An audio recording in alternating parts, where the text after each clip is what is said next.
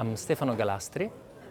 I founded back in 2000 wallbuy.com, which is a hotel reservation business. We founded that business with two other founders, and we reached a very good volume of gross bookings so that we could be considered as probably the number 2 in Italy, behind Venere, which is of course the company that bought the company, wallbuy.com, at the beginning of 2008.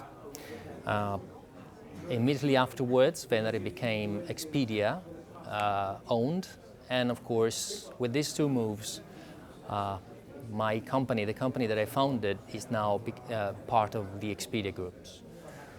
And we did this, from scratch, no private funding, and of course we had done everything without venture capitalists, because in 2000, of course, they were all busy behind, useless and nonsense business plans. So we had a very concrete business plan, and of course we were not funded. After that, we decided that after 2006 we were too big, too small to compete on the world scene, and we were searching for strategic alliances. And it came out an acquisition which was anyway very interesting. So in this moment I'm actually retired for a few months, and I'm evaluating probably new things to do in the future on the new technology space. I'm evaluating business plans because I might like to invest in some minority stakes in some interesting businesses, and probably thinking about what could be my next one.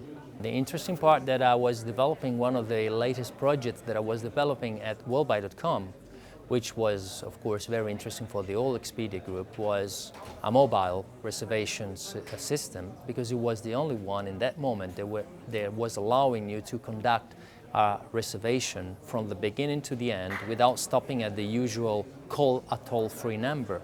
So we are developing, as wallbuy.com is currently developing, an application that allows you in this moment to get a voucher from a mobile transaction. So I got involved on the mobile world because I thought that it was the channel where we had the biggest scope in this world that is already, of course, mature.